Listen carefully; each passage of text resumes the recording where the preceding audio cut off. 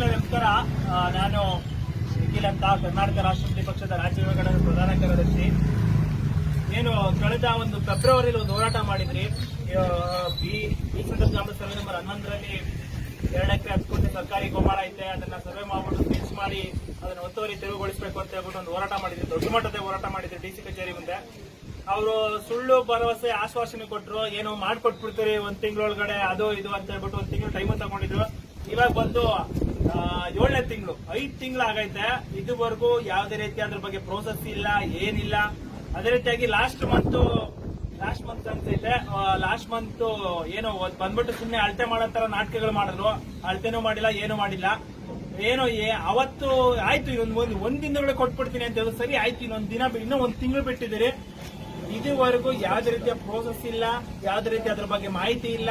ಅದೇನಾಗೈತೆ, ಏನ್ ಕತೆ, ಏನಿಲ್ಲ. ಕೆಲಸ ವಿಳಂಬ ಮಾಡ್ತಾ ಇದಾರೆ. ಇದಕ್ಕೆಲ್ಲ ಕಾರಣ ಇಲ್ಲಿನ ಕಳ್ಳ ಭ್ರಷ್ಟ ಅಧಿಕಾರಿಗಳು.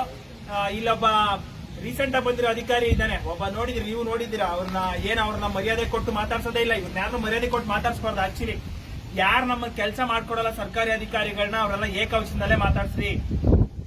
ಯಾರು ನಮ್ ಕೆಲಸಗಳನ್ನ ನೀವು ಮಾತಾಡ್ತಾರೋ ಅವ್ರು ಗೌರವಪೂರ್ವಕವಾಗಿ, ಯಾರ ಕೆಲಸ ನಮ್ಗೆ ಮಾಡ್ಕೊಡ್ತಾರೋ ಅವ್ರು ಗೌರವಪೂರ್ವಕವಾಗಿ ಸರ್ ಆಯ್ತು ನಿಮ್ ಫೀಸ್ ಎಷ್ಟು, ಏನ್ ಕತೆ ಅಂತ ಹೇಳ್ಬಿಟ್ಟೆ ಮಾತಾಡಿ. ಅದೇ ರೀತಿಯಾಗಿ ಇಲ್ಲಿನ ಕಳ್ಳ ಭ್ರಷ್ಟ ಅಧಿಕಾರಿಗಳು ಏನ್ ಮಾಡ್ತಾರಂದ್ರೆ, ಇದೆಲ್ಲ ಏನೋ ದೇವ್ರ ಪೂಜಾರಿ ವರ ಕೊಟ್ರು ದೇವ್ರು ವರ ಕೊಡಲ್ಲ ಅನ್ನೋ ಒಂದು ಗಾದೆ ಮಾತಿದೆ. ಇವರು ಅವರೇ ಒಪ್ಪಿಗೆ ಕೊಟ್ರು ಕೂಡ ಸರ್ಕಾರಿ ಜಾಗ ಉಳಿಸ್ಲಿ ಅಂತ ಹೇಳ್ಬಿಟ್ಟು ನಾವು ಹೋರಾಟ ಮಾಡಿದ್ರು.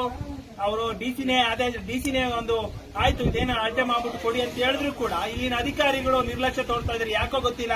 ಅಲ್ಲಿನ ಇರ್ತಕ್ಕಂಥ ವ್ಯಕ್ತಿ ಇವ್ರಿಗೇನಾದ್ರು ಮಿಂಗಲ್ ಆಗಿದನೋ, ಇಲ್ಲಾಂದ್ರೆ ಇವ್ರ ಹತ್ರ ದುಡ್ಡು ತಗೊಂಡಿದಾರೋ ಏನು ಗೊತ್ತಿಲ್ಲ. ಸೊ ದಯವಿಟ್ಟು ನೋಡಿ, ಇಷ್ಟೊತ್ತಾಗೈತೆ, 12 ಗಂಟೆ ಆಗೈತೆ. ನಾವು ಬಂದು 10 ಗಂಟೆಗೆ ಬಂದಿದ್ದೀರಿ.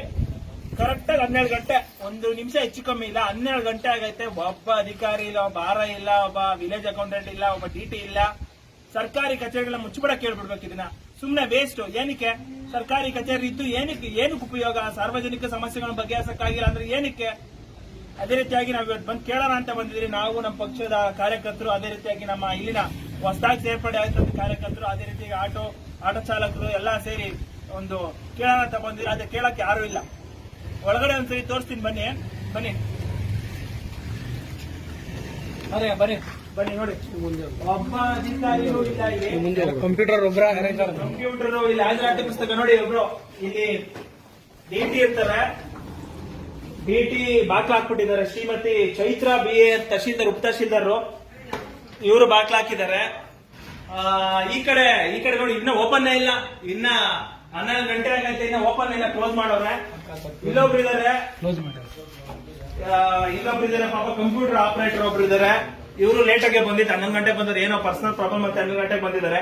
ಇಲ್ಲಿ ಆರ್ಐ ಕೂತ್ಕೊಳ್ಳೋ ಜಾಗ ಯಾವೊಬ್ಬ ಆರ್ಐನೂ ಬಂದಿಲ್ಲ, ಏನು ಬಂದಿಲ್ಲ. ವಿಲೇಜ್ ಅಕೌಂಟೆಂಟ್ ಬಂದಿಲ್ಲ, ಏನು ಬಂದಿಲ್ಲ. ಇಲ್ಲೊಬ್ಬ ಕಂಪ್ಯೂಟರ್ ಆಪರೇಟರ್ ಇದಾರೆ. ಏನೋ ಹಣ ಕಚೇರಿ ಇದಕ್ಕೆ ಹಣ, ಅದು ಹಾಜರಾತಿ ಪುಸ್ತಕ ಇದೆಯಾ ಅಣ್ಣ? ಒಳಗಡೆ ಇರ್ತದೆ. ದಯವಿಟ್ಟು ಅದನ್ನ ತೋರಿಸ್ತೀರಾ? ಅವರೇ ಬರ್ಬೇಕಾ? ಬೀಗ ಲಾಗ್ ಹಾಕೊಂಡೋಗಿರ್ತಾರೆ. ನೋಡಿ, ಹಾಜರಾತಿ ಪುಸ್ತಕ ಇಲ್ಲ, ಏನಿಲ್ಲ, ಎಲ್ಲ ಬೀಗ ಲಾಕ್ ಹಾಕೊಂಡೋಗಿದ್ದಾರೆ. ಇವ್ರಿಗೆ ನಾಲಾಯಕ್ ಇದ್ ಮಾಡ್ತಾರೋ ಏನೋ ಗೊತ್ತಿಲ್ಲ. ಇಲ್ಲಿ ಸ್ವಲ್ಪ ಹೊತ್ತು ಕುತ್ಕೊಳ್ಳೋಣ, ಆಯ್ತು, ಇದೇನ್ ಮಾಡ್ತಾರ ಮಾಡ್ಲಿ. ಒಳಗಡೆನೆ ಕುತ್ಕೊಂಡು ಇಲ್ಲ ಸ್ವಲ್ಪ ಪ್ರತಿಭಟನೆ ಮಾಡೋಣ. ಇಂಥ ನಾಲಾಯಕ್ ಅಧಿಕಾರಿಗಳು ಎಷ್ಟು ಪ್ರತಿಭಟನೆ ಮಾಡಿದ್ರು ದಯವಿಟ್ಟು ಜನರು ಎಚ್ಚೆತ್ಕೊಬೇಕು. ಇಂಥ ನಾಲಾಯಕ್ ಅಧಿಕಾರಿಗಳ ಬುದ್ಧಿ ಕಲಿಸ್ಬೇಕು. ನೀವು ಬುದ್ಧಿ ಕಲಿಸಿಲ್ಲ ಅಂದ್ರೆ ಯಾವ್ದು ಏನು ಆಗಲ್ಲ.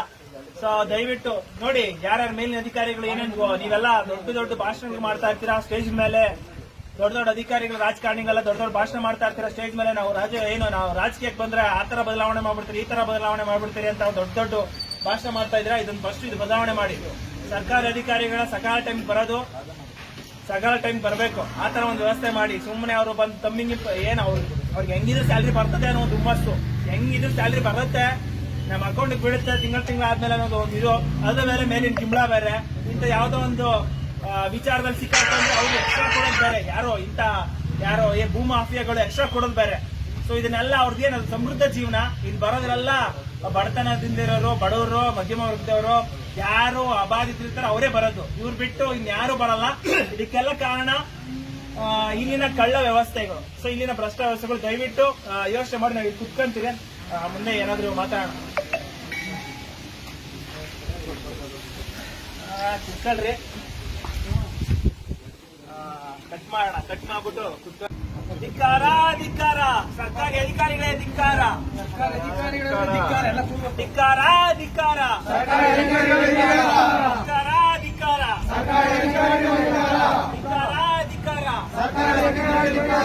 ಕೆಲಸಕ್ಕೆ ಬಾರುವ ನಾಲಾಯಕ ಅಧಿಕಾರಿಗಳಿಗೆ,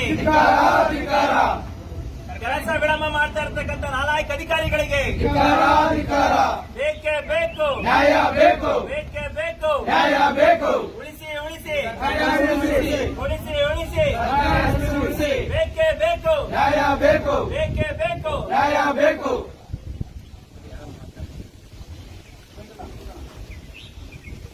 ನಾವು ಕರ್ಸೋಣ ಬೇಗ.